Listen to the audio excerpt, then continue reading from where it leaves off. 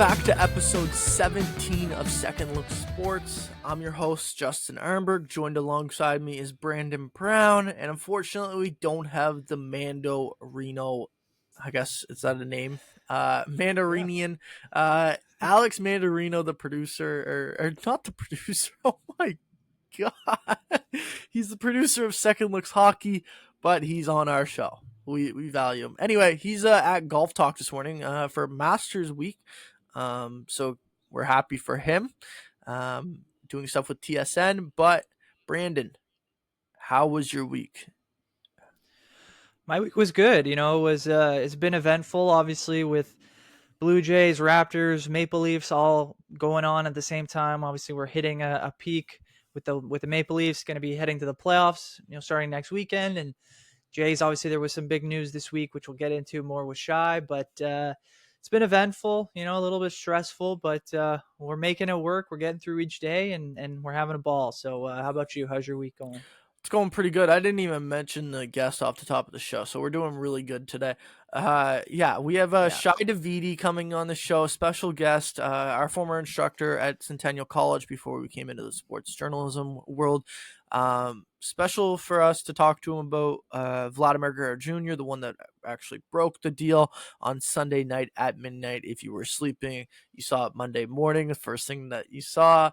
It's a lot of ways. It's a great way to wake up if you're a Toronto Blue Jays fan. So anyway, we get into a great conversation with Shi, and yeah, other than that, my week, let's go back to the original question. Great. I want to say, as a Montreal Canadiens fan, it might be one of the best weeks in recent history. Also, just, I got Ivan Demidov. We'll get into him later, but just the excitement there is just unbearable right now for him to actually play in a Montreal Canadiens jersey. Really excited to see what he actually looks like on the ice. But other than that, I guess biggest news, I didn't run into a volleyball net this week. Pretty good. Like last week, if you don't know, I was helping out with a sports league at a church, and unfortunately decided to not pay attention to a volleyball net and ran directly right into it. Pretty embarrassing when you're an adult, because the kids are just looking at you like I'm supposed to make that mistake, not you. Anyway, other than that, pretty, I want to say uneventful week. It's kind of been we get one or two things every day in terms of news, and then it just kind of seems to be a mellow day other than Vlad signing. It's been a pretty steady week. Can't really complain, in good health. Yeah, that's good. Yeah. I guess before we jump into Shi's interview, I just wanted to ask you, what are your thoughts on the Blue Jays so far this season? I mean, I've been actually relatively surprised positively. I think they obviously got off to a great start at home, able to sweep the Nationals in just their second series of the year. Yeah.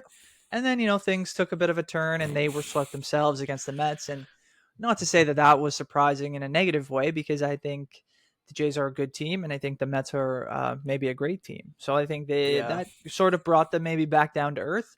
But now we've seen some fantastic play out of them against the Red Sox. So I think playoffs at this point, I can't say are out of the question. I know we're very early. 13 games into the year, we're talking about. But when you're you're 7-8% in, and you're leading the division, I mean that's not exactly nothing. So we'll see where it goes. I am cautiously optimistic at this point, which is probably more to say than I have been in a while. Listen, it was important for them to get off to a hot start. They got off to a 5-2 start, which looked really good. Then, they dropped 3 games in New York to the Mets, and it's back to 500.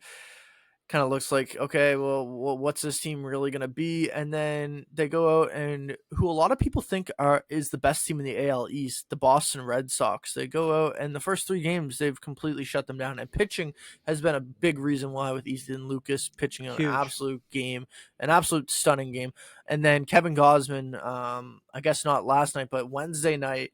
Against the Red Sox, going 8 innings, striking out 10 batters, only giving up 1 earned run. Like it was like masterclass performance by Kevin Gausman on Wednesday night. And pitching is going to Yeah. be what they need. They have a great, in my opinion, not I shouldn't say great, but they have a very above average lineup in my opinion. I wouldn't say it's one of the best in the MLB, but it's definitely above average. So that's where we're kind of at with this Blue Jays team. We'll see where it goes. Like I don't think like you can say you can really say like for sure a statement on this team until you see the first month, I would say. But yeah, like you're happy with the start that they've gotten off to. But it kind of has to be, we have to go over a month period. I feel like at the end of April, we can really say, okay, like this team has really impressed us through the first month, or this team has been where we thought it was going to be, or this team kind of fell off and, we're already talking about trading some guys that aren't really going to be a part of the future. Um, so other than that, I want to send it to Shy because he is the main focus of this episode. We hope you enjoy that conversation because it was a great one, and we'll see you on the other side. Joining us today is senior MLB insider and senior columnist for Sportsnet.ca Shi Davidi. Thank you for coming on the show, or Second Look Sports, Shy. How's your morning in cold Boston area this morning? It's good. We've got an afternoon game ending the series here in Boston. It's been a really pretty strong series for the Blue Jays so far. Really interested to see if they can finish off a sweep here. But yeah, it's been an eventful few days here in Boston and a pretty monumental set of days for the franchise as well. Yeah, exactly. And like you said, it would be interesting because they sweep, they get swept, they might sweep again. It might be a tale of the season. We'll see. But like you said, monumental news came out of this start of the week with Vlad. Before we get into the conversation, I just gotta know, when you get the like actual confirmation from the source on Sunday night, were you shocked that it was like that it actually came across the desk or like came across your phone that you got the deal, or that you got a notification that the deal was actually done? Or was it like you were expecting this, it just was maybe a little bit quicker than what you thought maybe? I wasn't shocked, and I've been covering this pretty closely for a while, and uh, I felt around opening day, I don't want to say point of no return had been crossed, but they'd made enough progress at that point that you figured like it can't not get done. Mm-hmm. But it dragged on for a period of time, maybe a bit longer than I'd expected. But this has been happening over such an extended span that I guess to finally get some finality on it, it's been a really slow build to it. So, I don't want to say surprised, but there were a lot of points along the way where it felt like it wasn't going to happen and Vlad was going to end up in free agency.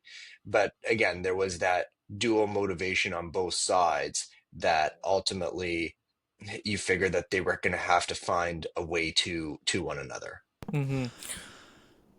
Yeah, and Shai, you were able to break a lot of the stipulations kind of involved with the contract, and a lot of those is what kind of got me wondering about what was keeping this from happening or sooner. Was it just the number in general, the big 500 million number? Was it some of the details in terms of, obviously we know there were no deferrals involved, no opt outs, no trade, a ton of money, obviously, in signing bonuses. Was there any of these type of stipulations that were holding things up, or was it just the Jays continuing to kind of move towards Vladdy's eventual final number or contract?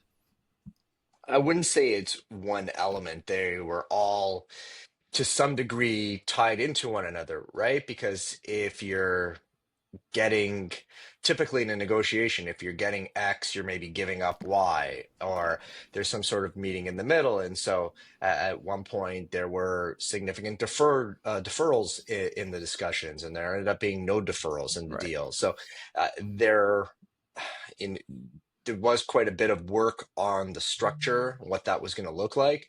But obviously, getting to the 500 million number was the number one factor. Once the sides got to that, it was at that point, that's when you figured, okay, this is going to happen. Mhm. It's just, what is it going to look like? Right. And, term being a factor in there as well. But this, again, it was there were so many elements to this along the way that even when they had started trending towards the deal, it felt like things could still potentially come undone. But again, I'll fall back to this. The motivation on both sides was there. The you know the both sides wanted each other. Maybe the Blue Jays a bit more than Vlad. The sides needed one another, and this just made too much sense. So ultimately, the all the factors were in place that sort of drive people to one another. And at the end of the day, they got it across the finish line. So you you've been around Vlad since the beginning of training camp, and you've had to ask him the tough questions about the contract, even through that spring training deadline, or preset deadline that they had set. And then Mark Shapiro comes out and makes some comments, saying that they're very interested in still signing Vlad. Basically, I want to know. Obviously, he said yesterday he felt relieved, but as a reporter and you being there and seeing him since the start of spring training, is there like a sense that like you might have saw off camera that just like showed like he just feels like a little bit different now that this was actually announced, or was it like still like he's just still like trying to like wrap his head around the fact of what just happened in the last like 2 months? Well, I would say visually, like, there's nothing outwardly that tells you, oh yeah, he was wearing it and all that stuff. But look, if you're a person, any person, and you're turning down, $400+ million, that's got to weigh on you, right? Like, just we're not talking about, uh, like chump change here. We're talking about Yeah. like generational money at this point. So I think that it was pretty clear yesterday that that there's some relief for him, uh, and he basically made it pretty clear he was very involved in everything to do with the process. Uh, if he wasn't part of a direct conversation, then he was getting updated about it and directing next steps and things of that nature. Like, this is big business, and not only is he directing big business, he also is batting second and trying to carry a team on his back. So there Hmm. were definitely a lot of elements to this. And certainly some uncertainty for his future. He talked about the impact on his daughters, the uncertainty, and wanting to be in Toronto and things of that nature. So there are a lot of dynamics to it. So I would say that this is, I mean, beyond the fact that he's got half a billy coming to him now, and he's like super rich. Yeah. There is an element of just comfort in that. Okay, this is where I'm going to be. My life is set. My organization, my path is set, and it's up to me now to walk it and execute it. Hmm. Yeah, so in that vein, Shy, we've seen Vladdy kind of, I'd say, up and down, I guess, to start this season. Would you attribute some of that to the negotiations, and do you expect him to kind of free up and start to fall into a groove, as he might have done anyway? But do you think this added layer of relief kind of adds to what he can do going forward now? Yeah, I mean, I don't want to turn correlation into causation, right? And oh, he was dealing with the contract, so that's why he's off to maybe a bit of a slower start. Yeah. To me, I think we've seen him at times, maybe especially the first maybe couple series of the season, swinging a bit bigger than he normally does, and that's not him. I think we've seen him get back a bit more under control, and he's taking his singles and his doubles. He's getting on base right now, and this not. too different from last season where he got off to a bit of a slower start, Yep. saw how teams were approaching him, made some adjustments, and then rocked the league. Mm-hmm. So it could be something along those lines too. It's not just him. Bo Bichette has done a really good job hitting for average, getting on base, but the power hasn't necessarily been there the way you might expect it from him. Santander has been pretty cold behind him, so there it's not him alone in that aspect. So I think that Vlad is too good a hitter, that he's going to come around and he's going to have a great season.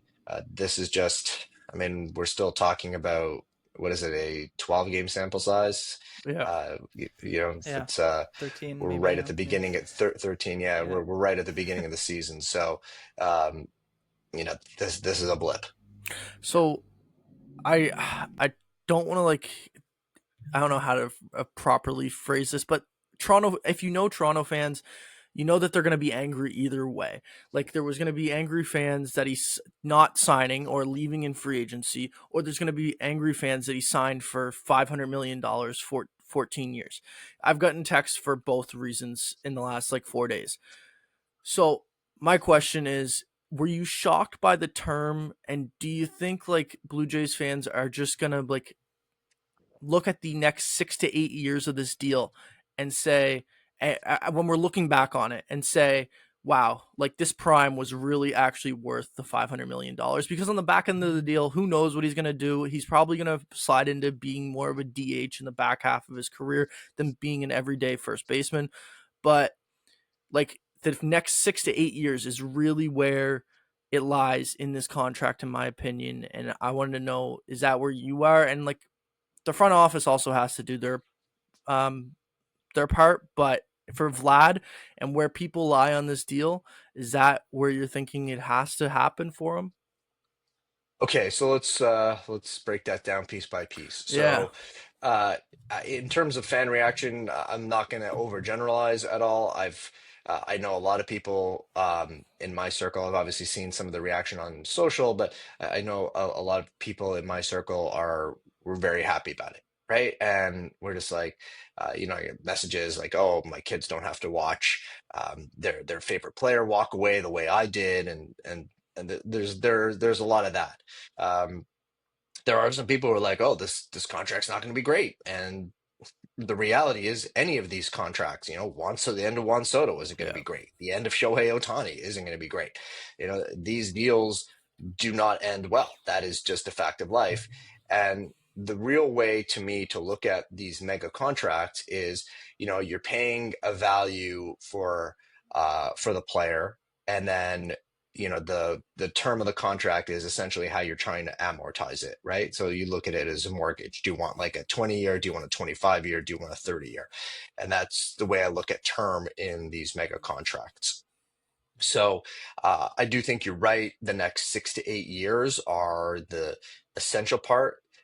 From now until he's 32, 33, those are going to be his most productive years. The reason the contract is 500 million is because you were buying peak.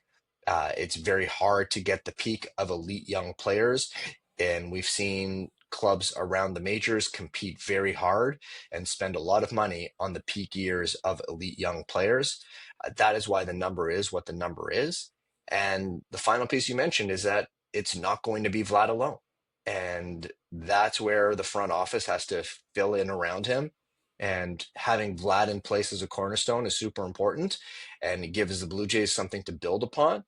But Bo Bichette is a pending free agent. Mm-hmm. Chris Bassett, Max Scherzer, Eric Swanson, some others are pending free agents this year as well. The year after, it's Dalton Varsho and George Springer and Kevin Gausman. I mean, this team has a lot of turnover coming. And how are they going to manage against that? How are they going to ensure that now that they've spent this amount of money, they're able to leverage it? Those are very significant questions. I think that'll go a long way in determining how this contract ends up being looked at. Because Mm-hmm. if the worst thing is that the Blue Jays can turn into Anaheim North, where you've got the way Mike Trout has had Right. tremendous season after season before he started suffering the injuries and never got to the postseason. If that happens with the Blue Jays and Guerrero, then, this contract wasn't the right thing. Mhm. But if he's part of a new golden era for the franchise, where, they're competing year in, year out, and they're getting to the postseason and actually winning some postseason games, it's an entirely different discussion. Hmm. Yeah, and I think part of that moving forward, I think, is I think we've seen, a bit of an uptick in terms of what I, at least personally, see as the potential for this offense. But I think for the Jays, what the most important thing this year in terms of getting to the playoffs and being a competitive team, I think, is on the pitching end and keeping teams to lower scores, not allowing as many runs, so that the offense, as good as it can be, can allow the team to win games. Obviously, for me, that starts with Kevin Gausman. We saw him last night. Fantastic outing. I think it was 10 Ks over 8 innings, just the one run to Boston. It feels like with all the news kind of going around about Vladdy and Bo, this guy just continues to pitch phenomenally every year, so consistent. Do you think Kevin Gausman's kind of falling under the radar there here in Toronto, or are we watching potentially one of the, I think maybe one of the best Blue Jays pitchers when it's all said and done, maybe of all time? Yeah, it's really interesting because he has been a tremendous pitcher over his time in Toronto, and maybe a little sneakily underappreciated, Yeah. just how steady he's been. Even last season when he didn't have his best year, uh, he's taking the ball, he's finding ways to for the most part keep the Blue Jays Hmm. in games in what was a very un-Gosman like year. Yeah. Uh, I think the for him it's a weird juxtaposition from the outing against the Mets at the beginning of the road trip, Yeah. where there's zero strikeouts and he has to pitch around a lot of contact to that outing where he just basically bullied the Red Sox Oh yeah. and overpowered them. So that's in there. I think one of the elements that's been at play for him have been some inconsistencies in his velocity over the past season and change, the corresponding decline in his K rate and his swing and miss. If his fastball is good, then his splitter is effective, more effective, and that's when you start getting the big strikeout totals. He definitely had that working for him. I think the Blue Jays have, to some extent, taken advantage a little bit of a Red Sox team that seems to be in swing mode a bit and are trying to be really aggressive, and maybe not handling it as well as they might be usually. But this was a Red Sox team that scored 36 runs against the Cardinals on the weekend before the Blue Jays arrived, and they've been really effectively shut down through the first three games. So, look, I think Gosman is one of the best pitchers the Blue Jays have ever had, for sure. Uh, I think when a guy is acquired in free agency and there isn't sort of that legacy of postseason success to him, it's viewed differently than a homegrown pitcher, right? Yeah. Where, Dave Steve is of the franchise, Roy Halladay is of the Hmm. franchise, Chris Carpenter, Kelvin Escobar are of the franchise. It's not the same with the guys that you bring in. I think, Jack Morris and Dave Stewart and say a Mark Burley, they're here for shorter times, and it's not the totality of their careers. Hmm. Like Marco Estrada, Yeah. but they are remembered fondly. Gosman will definitely be in that group by the time all is said and done, and especially as we continue to see the development of starting pitchers change and the continued decline of the volume that starters can handle, especially young starters, we will definitely appreciate Kevin Gosman all the more. So next guy, probably is not in the same conversation. Won't be in the same conversation as Kevin Gausman for a long, long time. But Easton Lucas, two impressive starts to the year. Last outing against Boston, I gotta read it right here. 5.1 innings, or 5 and a third innings. Gave up 3 hits while striking out 8 batters. Pretty impressive. And his first start against the Nationals was also pretty impressive. What does he give to this rotation while Max Scherzer's on the IL? Like, does he give them a boost that no one thought they might get this early in the season? Well, not to the extent that he's provided it. Look, the Blue Jays liked him. They felt like there might be something there, and that's why they claimed him on waivers. And I remember talking to some people when he first came up, and they're like, just this might be better than you think. But I don't think anyone was expecting him to go back to back 5 innings of shutty, right? Mm-hmm. And that is a that's a huge lift for the team because you lose Max Scherzer. You're not you didn't have a clear next in line for the rotation, and you just needed to sort of survive that without tearing up your bullpen. And that normally that's the goal to get what they've gotten. That's great. Now, can you bank on this? I don't think anybody is banking on this right now, Mm-hmm. but Easton Lucas has an opportunity. And this is a guy who was drafted in 2019 as a starter. Pandemic happens. He ends up in the bullpen right afterwards. And then, he doesn't get a chance to start again Yeah. until he's claimed on waivers by the Blue Jays last summer. And, in a pinch in Buffalo, ends Mm-hmm. up making some starts for them there. And the Blue Jays are intrigued enough. They're like, okay, let's keep this going. And now all of a sudden he gets an opportunity in the majors, and back to back wins, and shutout outings of at least 5 innings. He's getting strikeouts.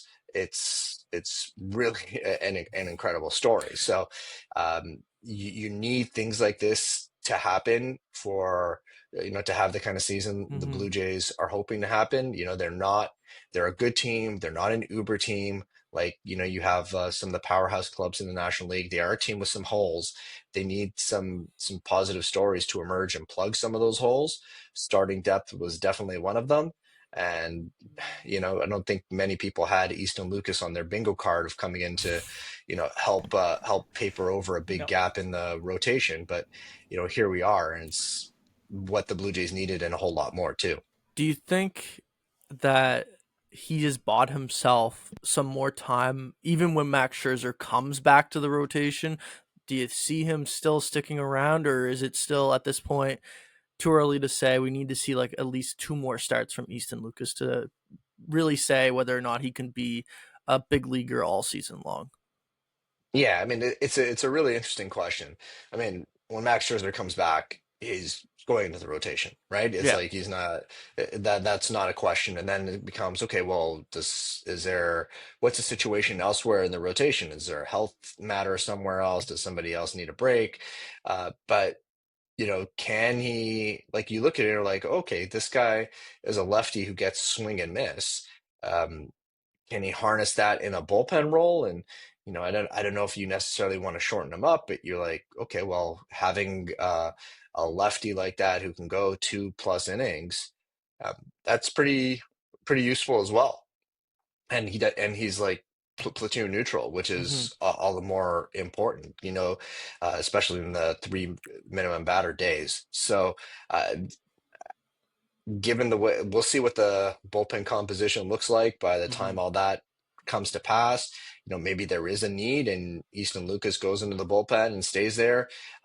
Maybe the Blue Jays look at it and say, we want to keep the length intact. So he goes down to AAA Buffalo and is there in the event they need another starter. I just think for the Blue Jays, this is comforting to them to know Yeah. they have this kind of arm available to them, because one way or the other, you're going to need it in some place. So, uh, a lot can happen between now and when Scherzer returns. It's there's no real uh, timeline for Max yet, so it's going to be, you would think, at least a month, if not more. So there's runway here for Easton Lucas to really cement himself as a big leaguer if he Mm-hmm. continues to pitch the way that he has. Mm-hmm. Yeah, and Shai, you mentioned the bullpen. It feels like first of all, I think Lucas in the bullpen would be fantastic at some point. It would help them, I think, in terms of having a lefty and someone who can handle both sides of the plate as well. But so far, I've been very surprised and excited about the bullpen. Jeff Hoffman looks fantastic coming off of, his signing. Nick Sandlin, I think, again, another kind of underappreciated guy. We saw him come in late last night, get the save. Jimmy Garcia, of course, back with the team, looks good again to start the year. feels like this team is finding kind of early on where maybe in past years things have kind of been more up in the air, but there seems to be more secure spots and everyone seems to kind of know what they want to do with the bullpen this year. Where do you see that kind of leading in the future? Do you think they need to pick up another arm? Do you think they need to kind of figure out who specifically is going to maybe run some of the earlier innings when they come into trouble? Where do you see the bullpen kind of in the state that it is right now?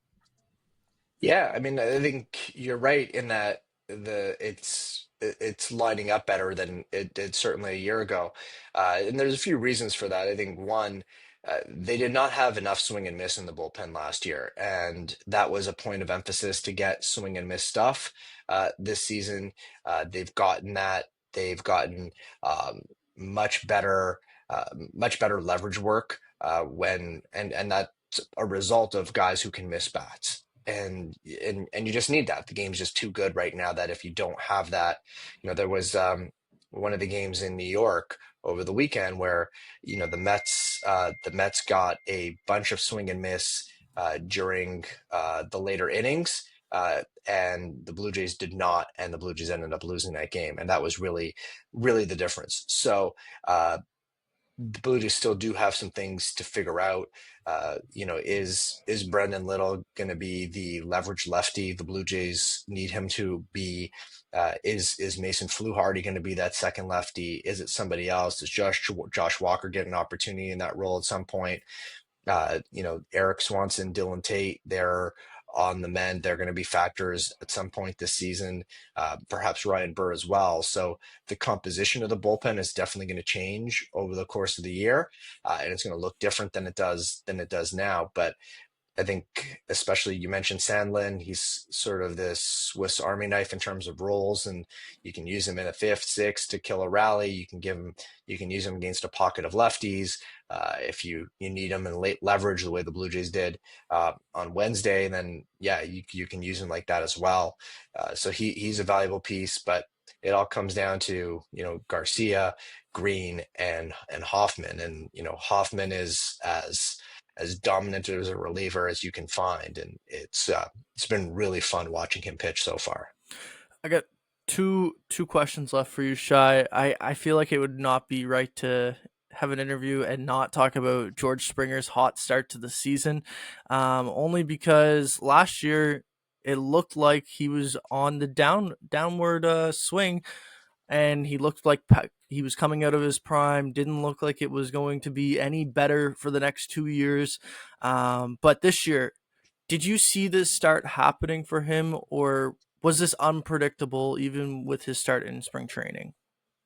Yeah, I don't know that a lot of people saw this type of resurgence. And again, we're 2 weeks into the season, Yeah. so let's not draw too many conclusions. But he's absolutely carried this offense through the first beginning of the season here, and full credit to him, he's been tremendous. He's making hard contact. He's turning around velocity. He's crushing off speed.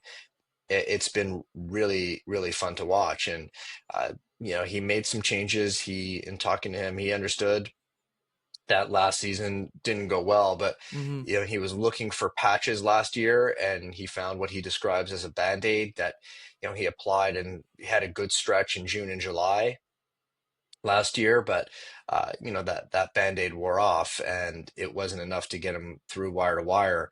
So he made a number of changes. If you look at his setup this year, his front arm is lower, his back arm is in a position, Hmm. the that starting point is a little bit different. It's leading uh, to some quicker contact points and getting him some better results. The swing speed still isn't what it was Hmm. before, but he's finding ways around that. So uh, it's how sustainable it is. We're going to find out, but the Blue Jays need it, and he's showing that it's still in there. Right, this is still Yeah. an elite athlete. This is still an incredible talent. He may not be what he was in his late 20s, early 30s, but if he's a productive player, if this is what he's got a chance to be for the whole season, the Blue Jays would definitely sign up for that in a heartbeat. I don't think a lot of people had the Blue Jays really being the best team in the AL East, and I know we're still only 13 games into the season, but they're top of the division. Who do you think to you has like, or who you've been surprised by the most early on in the season? Like for yourself, like when you cover the team, obviously we just mentioned George Springer, Easton Lucas, but is there a guy that you came into the season where you didn't really know what was going to happen, and he has impressed you so far to start this season? I don't know that there's too much that I'm shocked by or surprised by. Like again, didn't expect Springer, especially with the way that his spring went, to sort of hit the ground running in quite the way that he had, and that's a definitely a pleasant surprise for the Blue Jays. Uh, the Easton Lucas is 100%, the thing that you didn't expect because who knew that this was coming? And again, like I mentioned, this could have been a major issue for the Blue Jays, and the fact that he's doing what he's doing for them is you can't even describe how important it is Mm, because you know Eric Lauer, could he do the same thing? Maybe, but would he be doing it at this way at the in the way that Lucas has? I don't know. Jake Bloss needs some more time, yeah. and Yariel Rodriguez is moved into more of a sort of mid-leverage type of role, and and so you lost the length in him. So the alternatives they're having been great. So to me, that's the biggest piece. I mean, maybe we've seen a little bit more Will Wagner at third base than I might have expected, and he's been really good and really comfortable playing third base at the big league level. That's an incredibly hard position to play. Uh, you can make the case that it's the toughest infield position to defensively, just because of the way that the ball comes at you and some of the spin that Hmm. players have to deal with. Obviously, their shortstop is maybe a bit more demanding, but third base in a lot of ways is maybe more difficult. So I think that's a pretty good story for the Blue Jays. Alejandro Kirk has not picked up at the plate where he was in spring training, and that's an area of need for the Blue Jays. It's and very sneaky, again, small sample size, but really nice contributions from Tyler Heineman and Yeah. Nathan Lucas and Miles Straw. They've been exactly what you want your bench slash platoon players to be. Just productive in the spots where you use them. So uh, it, it's hard to predict. The regular season reminds you every year just how spring training in a lot of ways means nothing, Yeah. and we're definitely seeing that play out a little bit. Nathan Lucas had an unbelievable catch last night. It looked like a little bit of a Odell Beckham back in the day with diving his arm back. But yeah. Anyway, thank you for taking the time to join us today, Shai. It was a pleasure speaking to you about the Blue Jays. Hopefully, uh, they get the win tonight and get the sweep of Boston, and hopefully you can get out of the cold and get into a nice warmer hotel room. But yeah, thank you for joining us. All right, thanks, guys. Pleasure. We hope you enjoyed that interview with Shi Davidi. It was special. It was very It's great. entertaining. Very he does, like, when he speaks, he's very, I guess the proper word is he's very meaningful with every word that he says. Like every word is like thought out, in my opinion. When you listen to Shy speak, it's not like just like his analysis isn't just like saying, "Oh, the Blue Jays are good." Like here's the reasons why. Like he actually gives a reason why. You can hear it with the George Springer conversation that we had. We could hear it with Easton Lucas. Gave some really good information to what is actually helping the Blue Jays off or get off to an 8-5 start this season. What was your thoughts on it? No, I thought it was a fantastic conversation. You're very right. He's super intentional with what he's Yes, saying. that's He that's the word that I was. Yeah. Yeah, yeah, And he had some fantastic thoughts on pretty much everything going on, from the Vladdy contract to the Jays performing now. Yeah, you mentioned Easton Lucas, George Springer. It was a great talk in terms of some of the standouts that we've seen so far, and what we can expect going forward. Whenever Shy, like you said, whenever Shy talks, or even when he writes something, when it comes to Blue Jays, yeah. you listen or you read it, because he is probably the A1 insider. He knows all when it He comes to the knows. Blue Yeah, Jays, right? yeah. He knows all. Other than that, we'll move off baseball. It's been baseball heavy for the last 3 weeks, which is good because start of the season, a lot of hype around the Blue Jays, and then they go and do this massive signing. So we're happy that we got Shy on to talk about that. But NHL is winning. They keep on winning. I don't know how you can say that they're not winning. You have Alex Ovechkin's record-breaking goal on Sunday versus the Islanders. I know that it's a couple days removed, but still, like it just they're gonna play tonight for the first time. This is recorded on Thursday, Sunset game, and I can imagine the pre-game ceremony is going to be special for this, and it's going to be one to remember for the Washington Capitals franchise. Where were you on Sunday when this goal happened? Were you watching the game? And first, and I guess secondly, were you happy with the goal in terms of like everyone knew it was gonna happen, but we're like there was also like I don't want to see him get a tap in or like something like that. Like, were you happy with the actual goal that he scored to get 895?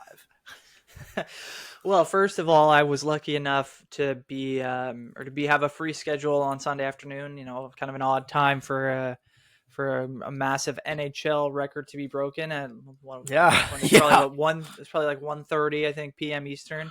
yeah. So yeah, I was lucky enough to be watching on my couch, just kind of waiting in anticipation, hoping for a moment. And you bring up the question about the goal and what I thought. I mean, live in the play, it certainly didn't seem like much of an attempt, or like it was obviously an attempt, but it wasn't much of a dangerous opportunity for Ovechkin on Sorokin. I thought that the goal itself was good in that, like you mentioned, it wasn't anything controversial. It wasn't something that would be looked at as like a sore spot on the record. It wasn't an empty netter. It wasn't a tap in.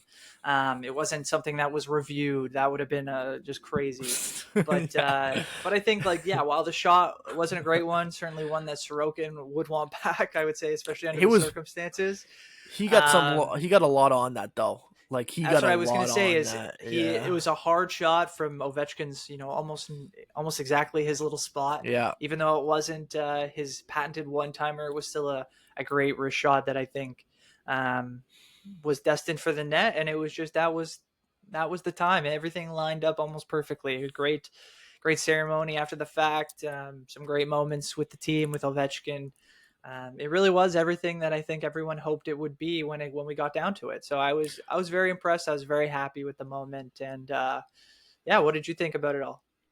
I think that some people said I saw some people were saying the ceremony was taking too long. I thought the ceremony was honestly perfect in length. I didn't think it went too long at all. I didn't think it went too long, but I thought it was funny juxtaposed with what the NHL had said earlier, that they were going to cap it at 7 minutes and that it was Yeah. going to be something that didn't take away too much from the game. I think that all went out the window as soon as it actually happened, but that's okay because that's like, you're Yeah. talking about history. You're talking about Yeah. what this goal means for the league in general, and what it means for the players. It seems like the team, especially the organization, was over the moon with having such a historic player on. Obviously this season has been historic for Ovechkin as well. So yeah, like I didn't think it was too long, but I thought it was just a funny thing that they had even come out and said that they were going to try to cap it. Well, like it definitely was close to 7 minutes if you actually took away the time they had to get set up, and stuff. Like in terms of like getting the Yeah, mats all set up and stuff like that. It it wasn't like the full. If you watch like the full video on Sportsnet yeah, YouTube, it's about 17 minutes. But realistically, after because it includes the goal and includes the celebration, includes like getting set up. Realistically, the ceremony took about 10 minutes, in my opinion. So like honestly, like it was. Yeah, it was funny when they said they were gonna cap it, but honestly, I thought they did a really good job. Wayne Gretzky had some really kind words. I thought Alex absolutely. Ovechkin had some good words as well. Gary Bettman even had some good words. Um, like I thought it was really well done overall. And I thought the New York Islanders, all of them, showed class throughout the whole thing. Bo Horvat, obviously the captain, or sorry, Anders Lee, obviously the captain of that team. My bad. Thinking about Vancouver there for a second. All good. Uh, Yeah, so like they showed class. Even Wayne went over to shake Patrick Waugh's hand, and I just thought the way everyone handled that it was like all class all around. The NHL really showed or displayed why it's such a good product with that goal. And yeah, for the goal itself, I was working at with Sportsnet, so like it wasn't really like, okay, Ovi scores, watch it back. It was like Ovi scores, type this up, get this out immediately, Yeah, and all the pressure with that. But we got it out. And yeah, it was a lot of fun. I got to go back. I will say, go back and watch it later again, and I don't know. The celebration to me for 895 might be his best celebration of all time. It was just amazing. Perfect moment to do the belly slide. yeah. It was Belly flop goes amazing. hard. Yeah, it Yeah, was good. yeah, It's just and fantastic. overall just a terrific moment. He's definitely the greatest scorer in the history of the NHL. There is no questioning that anymore. You can debate if you want, but realistically, he is the greatest scorer of all time, and that's what it comes down to. Uh, who knows if he'll hit 1,000? I really don't know. I think like he'll play out the. I think he's gonna. Honestly, if it's me, I think he's going to play out next year in the last year of his deal, and then walk away after that. We'll see. He said we'll see about 1,000 goals. I really don't think he's gonna do it. Well, if and this is maybe the Jaromir Jagr argument, but like, say he goes back and plays a year in the Yeah. KHL, maybe he gets to 1,000 goals professionally. That would be, while it wouldn't be the NHL, it would still be a fantastic achievement. I know, like Yeah. the luster would probably wear off a little bit, at least over here in North America. But yeah, I think I see the same future for Ov. I think he'll definitely play again next year, finish off his contract. It'll be maybe like a Marc Andre Fleury type ceremonial season for the guy, and then maybe he'll step away. But nothing would surprise me if he came back and was like, "Hey, I'm still feeling good next year." Maybe he signs a 1 year deal and just keeps it going. But yeah, I don't know. It's that's one guy I feel like you can't really predict what he's gonna do. Yeah. Yeah, I mean the guy eats Cheetos and Subway all Yeah, every day, so you don't like and his body's just in a perfect condition. Drinks a million beers. It doesn't matter for him. It's just everything just works out perfect. Never gets injured. I shouldn't say that. Gets injured, but doesn't actually miss time. doesn't Like matter. Yeah, that, yeah, exactly. it just doesn't matter to him. Like he just breaks his leg. Okay, snap her back together, and we'll be back out in 3 weeks. Like it's ridiculous. This man is literally a living legend in the hockey world, and will go down as one of the greatest hockey players to ever play the game.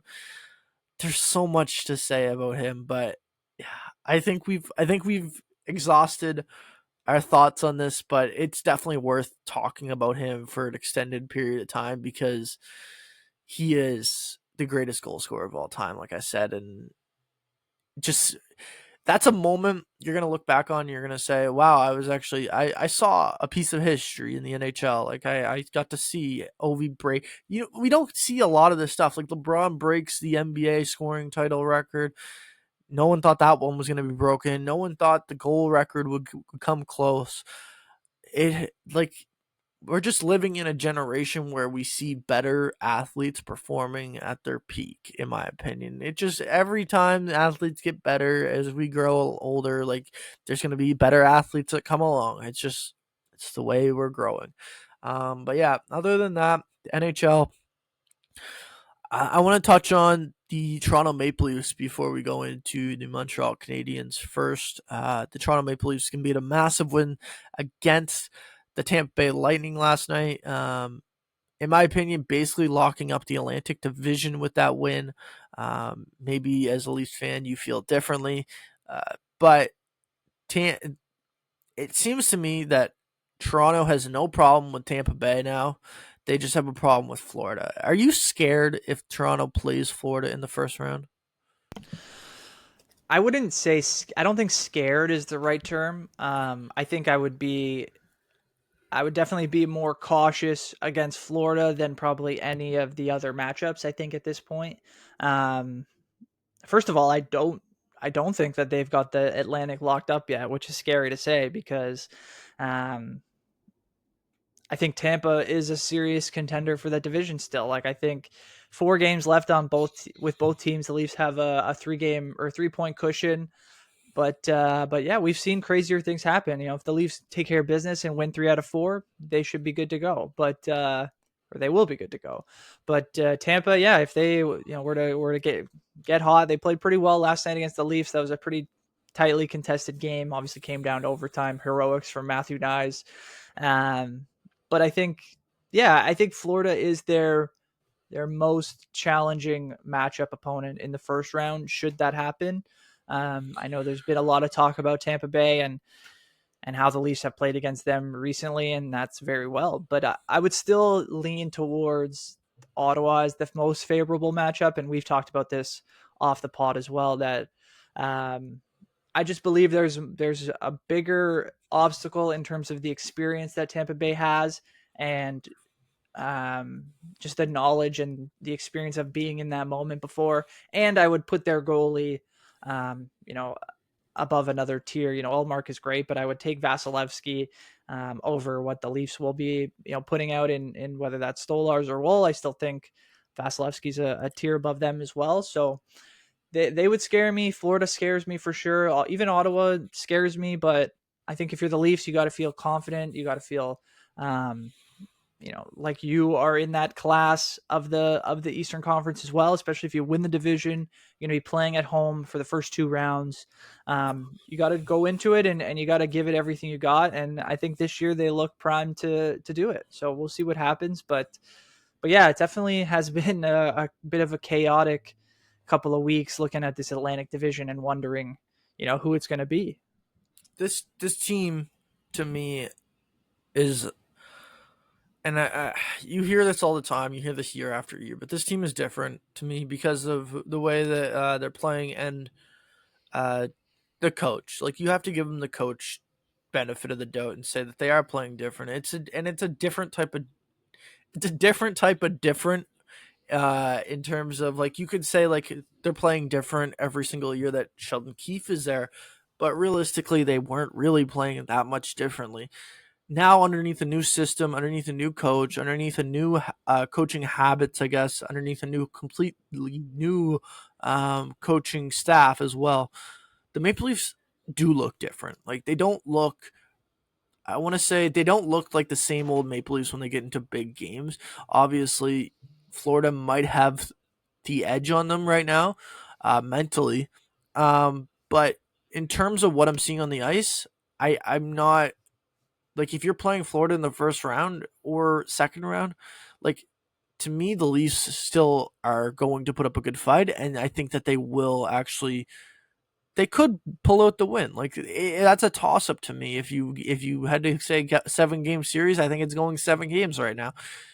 It's just, it will come down to, I guess, your core four, what they are able to do in the big moments, because we know what they do in the regular season. Mitch Marner is going to hit 100 points probably for the first time in his career. John Tavares played outstanding this regular season. Austin Matthews still put up 30 goals in an injury-riddled season. And William Nylander put up a career high in goals. Like, they're all playing phenomenal. It's just, what are they going to do when we get into the playoffs? And listen, we can sit here all we want and say that Ottawa is an easy first round opponent for them. I don't think they are. I really don't think that they are. I think that matchup is not great, considering you have Brady Tkachuk playing his first playoff series and getting the first taste of playoff action. That's something that scares me. But yeah, to move forward with this, I feel like if you're the Maple Leafs, like, who do you want to play first round? Like, who, like, yeah, do you want to play the Canadiens? Because that's even a possibility at this point. The Canadiens are a possibility. The Senators are a possibility. The Panthers are a possibility. I think Tampa Bay is more likely a second round opponent at this point if you're going to get them. but even they're still available, I think, to even fall back to first wild card. Yeah, who would you prefer? I mean, I don't know that I would prefer one opponent. As you said, like you're never going to get an easy route. Like it's going to be you're facing at this point, the cream of the crop, some of the best teams in the NHL, and teams that offer a lot of different looks when you're talking Yeah, about how the yeah. Leafs will match up. I still would probably I prefer to play the Senators because that series would be fantastic and it'd be an amazing watch, and obviously us in the GTA and in Ontario, seeing that Battle of Ontario in a playoff series for the first time since 2004 would be just an unbelievable experience for us as fans and for the media, for everybody involved. Um, but I think I don't know. I just wonder more about what the Leafs are thinking. I wonder if they're thinking we'd rather, like, not, this might sound dumb, but they might be Mhm. thinking I think, wouldn't you rather almost get and I think I've mentioned this with you. If you're going to play Florida, I feel like playing them in the first round is optimal Mhm. because they're going to have some injuries in terms of Kachuk's probably not going to be back game one. Barkov's obviously not going to be back game one from his suspension, or not Barkov, Uh, sorry. Ekblad. Ekblad's not Ekblad. going to be back from his suspension. Barkov's been hurt, is a little bit banged up. You don't know how that's going to affect him right into the playoffs. And then they've had to move some guys around. Marchand hasn't been able to be his best yet because Kachuk's been out, obviously. So I think they may be a bit vulnerable, like whether that's a team like Tampa or a team like Toronto. Florida may be a bit more vulnerable, but that being said, as soon as they get their full lineup back, I don't expect them to take too long to kind of get back to what they're doing. So if you were to catch them in the second round, I think they're going to be rolling by then if they were to get by a team like Tampa and they're looking good. Your best bet might be to try to get them early and beat them in the first round. But I would think the Leafs are just, let's win the division. However it shakes out, we'll do our best to deal with that. Because like you said, their coaching has changed. Like they don't look at this as, maybe they didn't look at it before, but with Sheldon Keefe, it felt like they were always thinking, we're going to outscore the other team, regardless of how we play in our back end, especially. We have the talent and we've put together a roster that we feel like can just outscore the other team. But now, like they forcefully dump it in. They're chasing pucks. They're playing a lot better defensively. They hold their front of the net very valuably, and they basically said this is who we're going to be. Our top scorers have to be our top scorers, Yep. and our bottom six is going to defend hard. They're going to try to make opportunities when they come offensively, but for the most part, their goal is to just keep the puck out of our net. And with the addition of Anthony Stolars, who looks like he could be the game one starter, they've got to feel pretty confident in the back end, and now it's just, can we do enough offensively to continue to build on what we've been doing, because I think they feel pretty confident in their playoff style, at least going into the last few games of the regular season. I think they do as well, and I think like any way that they look at it, they're gonna be like, this is for me, like this playoff series or the playoff, I guess, race. You're not gonna guarantee anything more than the first round because you aren't guaranteed anything more than the first round. But this playoff feels a little bit different, and they feel like more prepared going into it, and kind of Yeah. more a team identity in behind of who they actually are and who they actually want to be in the playoffs. Moving on to a team or a race in the Western Conference, though, the Calgary Flames managed to get a point last night against Anaheim. Should have had two, considering they're up 3-1 with 5 minutes to go. But at this point, is the Western Conference race over, or do the Calgary Flames have any chance of making a heroic comeback, if you will, in the point standings against Minnesota and St. Louis, who are 5 points up on them right now at 93 compared to Calgary's 88? Yeah, I mean, I think I tend to think at this point, I think Calgary, unfortunately, that lost point last night may have at least cost them an extra couple percentage points in terms of being able to make the playoffs. I still think it would have been a tough road to climb, but at this point, I'm pretty confident in saying that I don't believe St. Louis or Minnesota will pretty much lose out or Yeah. win just a single game of their remaining 4 or 5.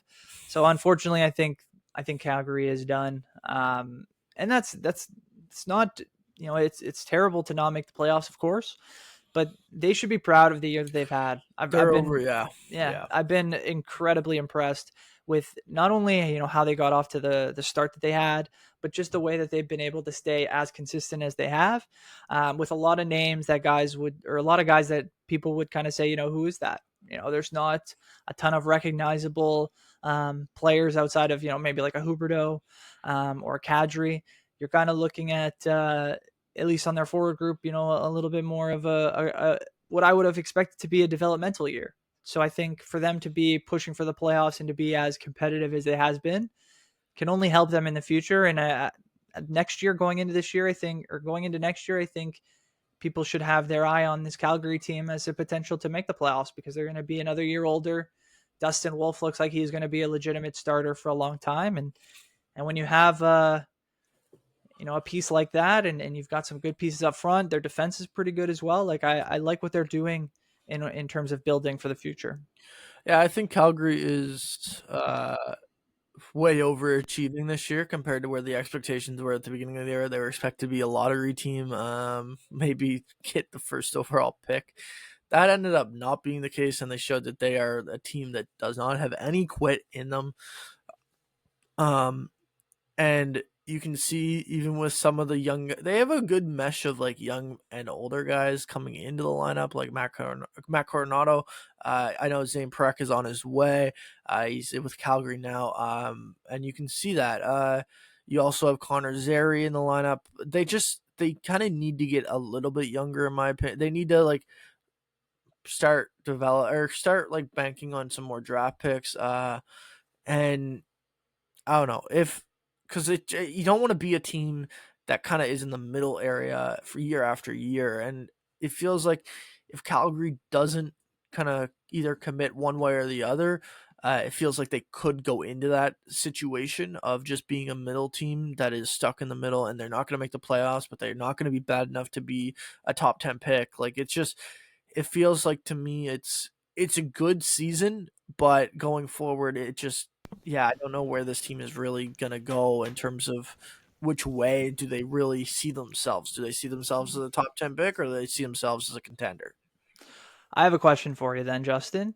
Um, the two teams that Canadian teams that looks like they're going to be the last two to miss out in the West, that Calgary and Vancouver. Yeah. If you had to choose um, one team or one roster or one organization going forward, would you rather be in the Flames position, kind of seemingly overachieving with some really great young players and, have a little bit less pressure to kind of continue to build? Or would you rather be the Vancouver Canucks, who most people would agree underachieved this year and sold off some pieces and brought in, some other younger players, but there seems to be some chaos around that team? Yeah. Who would you rather start your franchise with? Would you rather have the Canucks situation or the Flames? The Flames. I think the Flames definitely because at least they have stability and they actually have a really like they have not I'm not trying to diss Vancouver here by No. saying this, but like they have a coach that is committed to the team. And I'm not saying that Rick Tocchet is not committed to the Vancouver Canucks because he seems, even in a season where they're not going to make the playoffs, he still wants the best out of his guys. Like he's still demanding that. So he Yeah. is committed to the Canucks. It's just the Canucks are going to have a really messy offseason. And you don't know what the future holds in that franchise. They don't even know where they're going. They don't know if Rick Tocchet's going to be their coach. They don't know if anyone's going to be back. I like the stability factor in the fact that you have a really good coach in Ryan Huska. You have Craig Conroy, the GM, who's made some good moves. Joel Farabee and Morgan Frost was a good move. They made a smart hockey trade at that time. And I like see it's just I like the talent on Vancouver more, but I don't like where they are in terms of management and stability. But I like Calgary stability more, but I don't like where their star players and stuff, because they don't have what Vancouver has. Like, they still have some really good pieces that could make a Stanley Cup contending team, and just Calgary doesn't have that, in my opinion. So it's a No, tough one. It's a tough one because, yeah, for those two reasons, they'd be perfect if you just switch swap or flip flop them and put them together. You have one team that's a Stanley Cup contender, and you have one team that's a rebuilding team. But yeah, unfortunately, we don't have that. So I would say Calgary, but just because of the stability factor. Moving on to the last topic of discussion in the NHL, Montreal Canadiens. Montreal Canadiens. They can smell the playoffs. The Bell Center is absolutely rocking right now. And then on top of that, they get Ivan Demidov, which, to say it is a surprise is probably the least emotions that I'm gonna say. Like, it's definitely more than just shock or being surprised. Like, this is a moment where you're just like, no way. Like, this is not supposed to be happening right now. Like, Ivan Demidov, there was rumors about it early in the year, and then it seemed like next year was the most plausible situation for him to come over to Montreal. Ends up coming over this week to Montreal. He's going to play in a regular season game, most likely on Monday, versus the Chicago Blackhawks before the playoffs, and he's going to slot in right into the top six. And for anyone that doesn't know who Ivan Demidov is, the kid is insanity. It's just, when you watch him, he's a human highlight reel. What he was able to do in the KHL at an under 20 age in his rookie season is unremarkable. It's something that wasn't done before, even better than Kirill Kaprizov. And some people are saying, if you know how good Kirill Kaprizov is, that's the floor for him. Like, that is his floor. And if you're being compared to that stature of a player, you just know that this kid has what it takes to be a legit superstar in the NHL. Brandon, you see the news happened.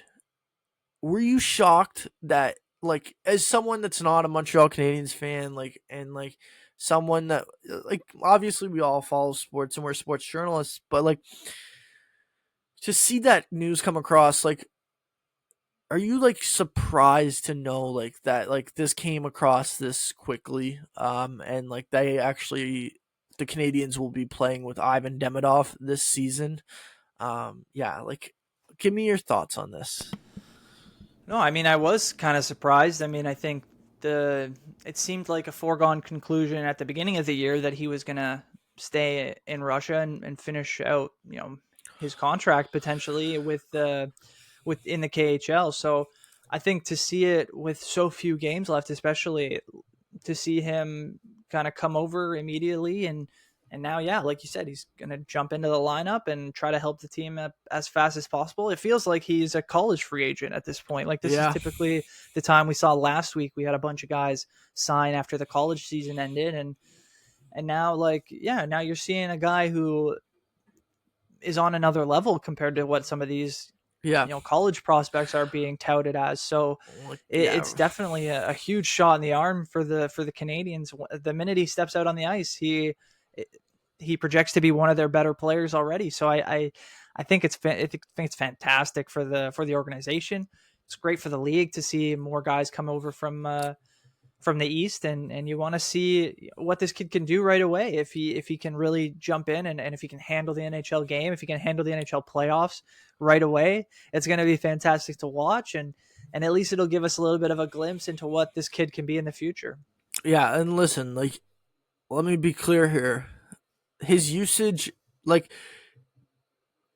let me just start by saying, like, his usage in Russia was absolutely terrible. Like, they did not use him correctly. They didn't even give him a lot of ice time. They scratched him in the playoffs, and he still led the team in points in the playoffs. He had 5 points in 6 games during the playoffs.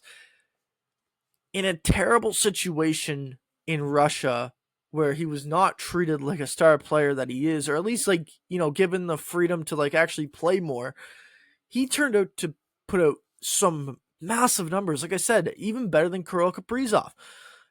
So coming to Montreal, do you expect him to treat him the same kind of way this first like going off, or do you expect, hey, kid, go do your thing. We're gonna back you. Go play top 6 minutes. Go be an effective forward, and we're not gonna just like say, okay, you're young, you're too young for this. You're gonna ride the bench and you're gonna learn how to actually play the game of hockey. Which way do you think it's gonna lean in Montreal?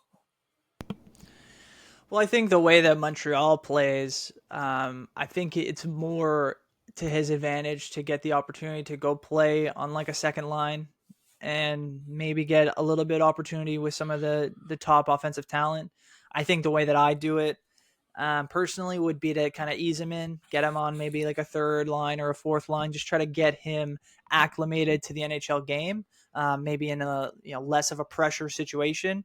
But if you're out there with the first or second lines, you're going to be facing, you're going to be facing off against some of the top defensive groups, which, coming right out of the KHL, I know it's a fantastic game over there too, but he's likely going to be a little bit overwhelmed to start. I think that's not to say that that's a representation of how he'll end up, but I think that's fair to assume. And so you might just want to get him in the best situation to have success, which might be a little bit more down the lineup until he's able to find his legs or find his timing, whatever you think is going to kind of deter him from any part of the NHL game. So that's just how I would start. But St. Louis, he might just give him free reign, like you said. I'm not sure where he's going to lean.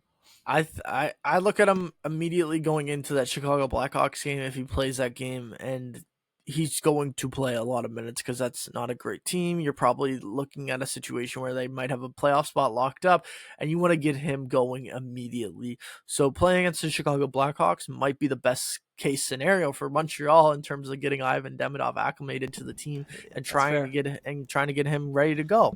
Because he's playing on that second line with Newhook and Line. Like that's where he's going to slot in. It's just they were missing a top six forward to go into that lineup or into the playoffs, and Ivan Demidov magically comes out of nowhere. And yeah, now the one thing I have to say, because I have to say this. Let me tell you, the Montreal Canadiens for the next 5 years might have the greatest outlook because you have Lane Hudson, you have Cole Caulfield, you have Nick Suzuki, the captain, you have Yurem Slafkovsky, the first overall pick from 2022. You add Ivan Demidov to this mix. You add Jacob Fowler, a stud goalie from Boston College, coming up. He's going to make his debut next season. You have Michael Hage. You have 12 draft picks this summer. Everything is in line for the Montreal Canadiens to become a legit Stanley Cup contender for the next 5 to 10 years. And their core is locked together already in pretty team-friendly deals for the next 7 to 8 years. And the only one that they have left to sign is Lane Hudson. And I'm just going to say this right now.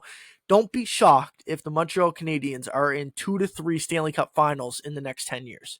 I see that because the way that they built this team, the way that they have the core, they are just missing a second line center. Like I've talked about it off camera.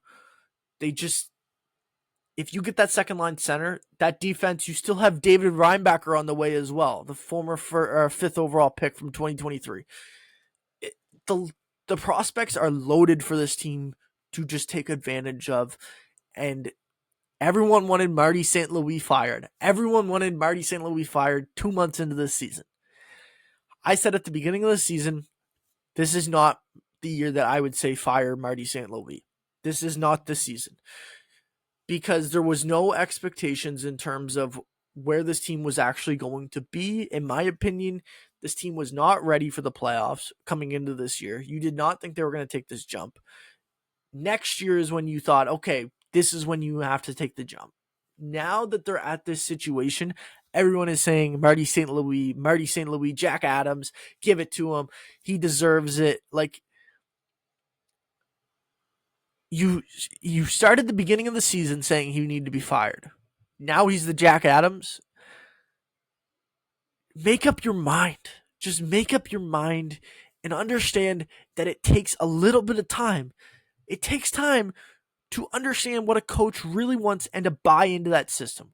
Once you get buy-in from the players, you can see what happens. They love Marty St. Louis. He's a player's coach. He can actually get on the ice and do drills with his players and actually show them what he wants. I'm not taking away from older coaches, but like I think that's highly crucial when trying to show a player like Cole Caulfield. I remember this play exactly. Hey, instead of like just automatically shooting the puck on a one timer, what if you fake the shot, go around the defender, and then get the shot off? Oh wait, he does that. He does that the next game, and he scores off that.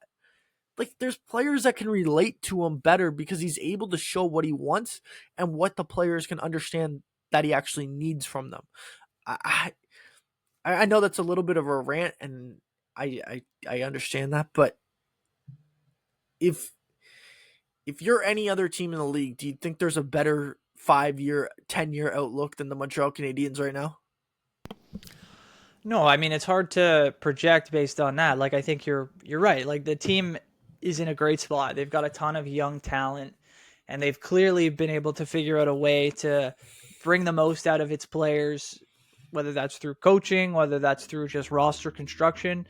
They look like they should be a team that will be in the playoffs for the next should be competing for a playoff spot at least for the next decade. Maybe eventually that turns into competing for a division title, competing for Eastern Conference supremacy or whatever that happens to be.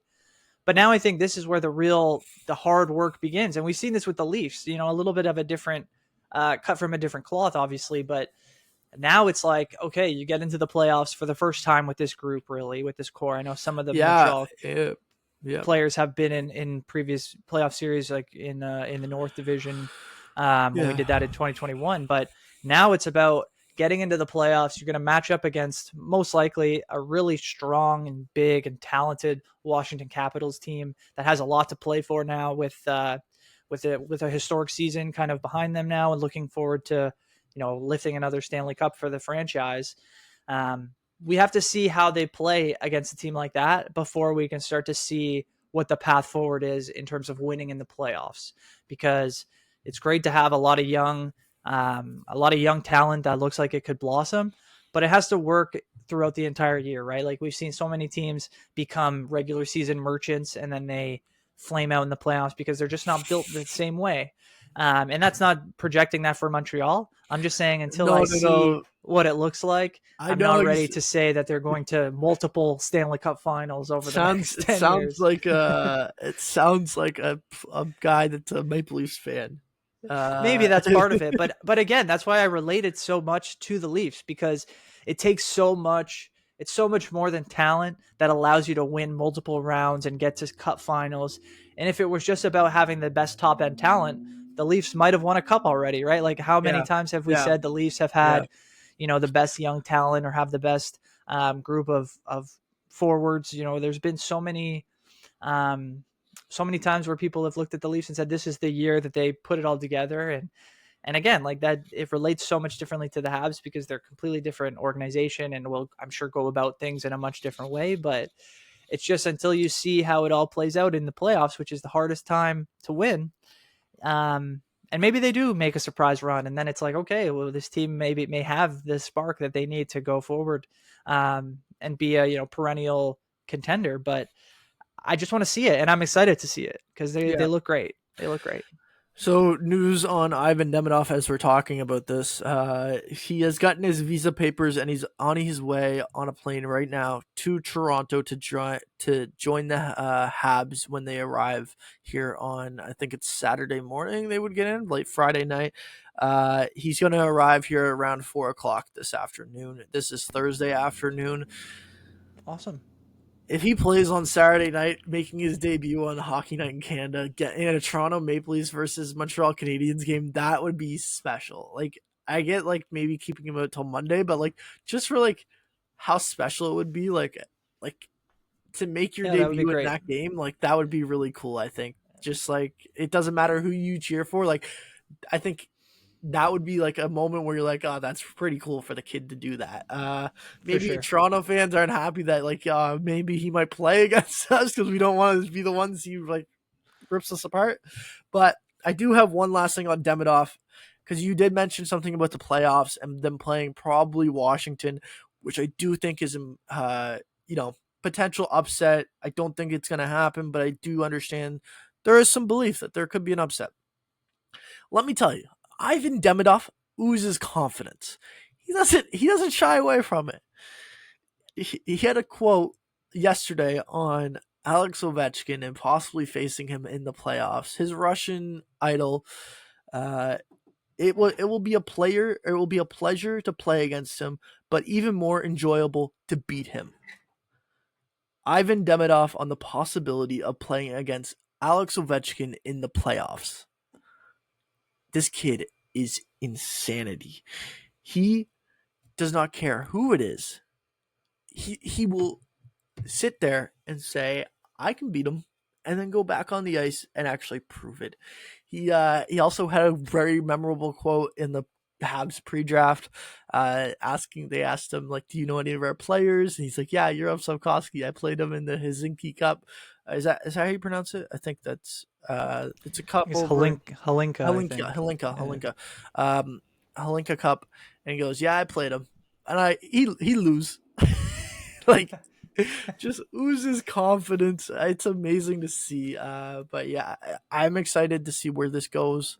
We'll wrap up this episode with a little bit of golf talk. Masters are happening this weekend. We have Scotty Scheffler, Rory McIlroy as some of the heavy favorites. Rory looking for his first Masters jacket. Brandon, maybe the best thing about Masters is the Masters dinner. What do you think? Or let me get your analysis on your Masters dinner. What's your perfect Masters dinner? Yeah, so I thought about this. I put together, just like I didn't put as many dishes as they do with the Oh Masters. I no know no they, no they yeah typically yeah do like three stupid 20 appetizers, all this yeah stuff. it's like But I did 20 put dishes in together, total. an appetizer, a main course, and dessert, something that I like. So we're gonna start off hot. The appetizer for me, my go-to, is mozzarella sticks with a nice marinara dipping sauce. That's where I would Mm, go, and these mm, guys would be loving it because I think they're the top tier appetizer food there.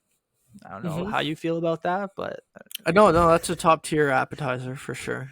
yeah, Um, nice. yeah, if you want to go through your whole meal and then I can go through my whole meal, or I Sure, mean, I can say my appetizer as well as we go through sure. this. No, go It's ahead, either do way. that. Let's match up one on one. Okay, so my See if I. appetizer, I'm going with a little bit of a green theme on my first dish. Um, my absolute favorite food in the entire world, pickles. So we're going deep fried pickles for Nice, nice. the appetizer.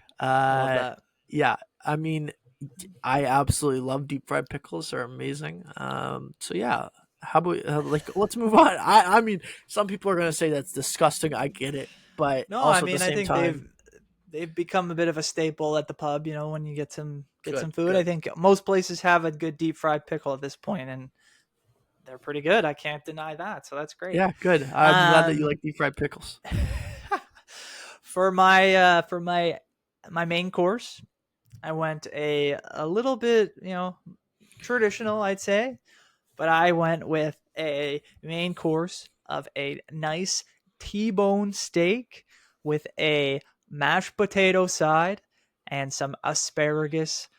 Obviously has to be grilled if you can have it. If you can, I'm sure the masters can accommodate, but grilled Mhm. asparagus beside some mashed potatoes and a nice medium rare, sorry, Yeah. T-bone steak is where I would go. And I think you'd have these guys salivating at some of the cuts that you could get at Augusta National. Yeah, I agree. That's a really good one. We're kind of on the same thinking path here because Hey, my okay, okay. my my main course was prime rib with some Oh, mashed potatoes. Um, and I don't know if it really goes with it, but because I'm from the East Coast, and it's my favorite seafood, I had to get mussels in there somehow. So we're going Nice, muscles on the nice. A little side. surf and turf. Yeah, but prime rib with mashed potatoes and a little bit of mussels on the side, or in a separate dish. That would be my main course. Nice. Uh, I love that. I mean, I've never tried mussels, so I might have to give that a Mussels go are delicious. if I They're ever get to the absolutely Masters. delicious. They're absolutely delicious. Nice. And then I guess for my dessert, I went with another kind of classic, something, again, these are clearly just things that I like. But I went with a homemade ice cream sundae with hot fudge, a little cherry on top, maybe some sprinkles, something to get these guys, bring the kid out of them before they go out and demolish some golf balls this week. So Yeah. that's how I finished up. Yeah. Uh, okay, I went a little bit different route. I have ice cream in mine, but I don't have just a sundae. Ooh. I love a good apple pie with some ice cream on the Oh, side. that's good. That And you hits. can slip in. I think I don't know. I feel like you can flip flop these two, apple crisp and apple pie, depending on which one you prefer with the ice cream. Yeah. But that's a great dessert, and you got to think about, like, one thing I always think about is, like, some of these guys, like, what if they don't like this food, like, when they eat this, like, and then they have to go play the Masters the day after, like, that's crazy to me. So someone can really screw someone over if they if they know they don't like something and say, yeah, you gotta Yeah. eat this. Uh, Somebody's but going back to the hotel room and ordering like a pizza or something. yeah. Uh, anyway, I'm really happy with those two meals. That they're really good. But other than that, that does it for this episode of Second Look Sports. We're happy that we got Shy on. We're happy it was a great conversation. Thank you for listening to us, and listen or subscribe on our YouTube channel. We're on Apple Podcasts, we're on Spotify, and we're on Instagram, Twitter. You can find us anywhere. But yeah, thank you for listening, and we'll see you next week. Peace.